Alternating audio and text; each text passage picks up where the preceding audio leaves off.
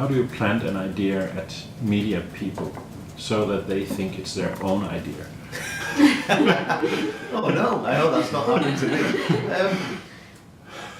Well, I'm a media person, remember, so that's the problem. I don't know. I may not know. It may have been happening to me for years, I don't know.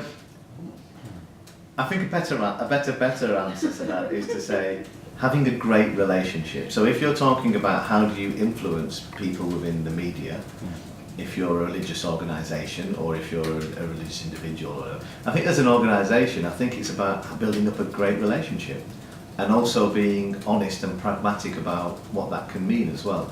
So so for instance, I use an example of, I have great relationships with the Church of England or all those particular people because if you didn't, what would be the point?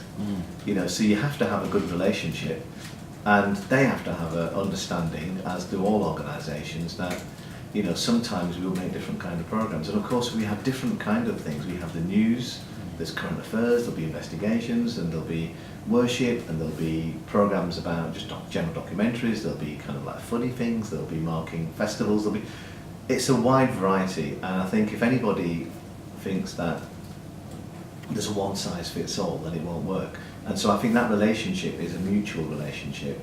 Broadcasters, media people need to be open, and religious organisations and individuals need to be understanding of how the various different forms of media work.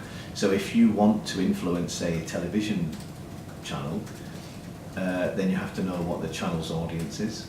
You have to know what the demographic, in terms of what their audience is at various different times of the day. If you've got ideas for programmes, there's no point saying, suggesting a programme that would cost £10 million, whatever, or at a time when they normally spend about £100,000 or whatever.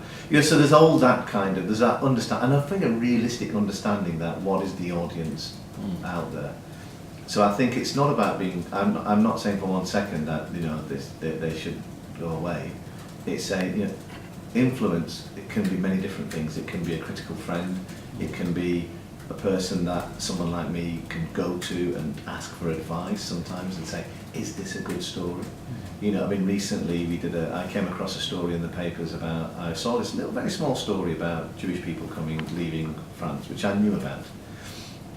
And so I spoke to a very good friend of mine who's the head of the Liberal Reform Jewish movement in this country, and said, is this a story? Knowing full well she'll tell me the truth. Yeah. And she said, it's a story, and this is the person you should speak to. Now that's the kind of relationship you have. Trust comes from whether or not you think that person will deliver for you. There's no, you can't have a relationship with somebody if you think they're not very good, or if you don't trust what they're going to tell you.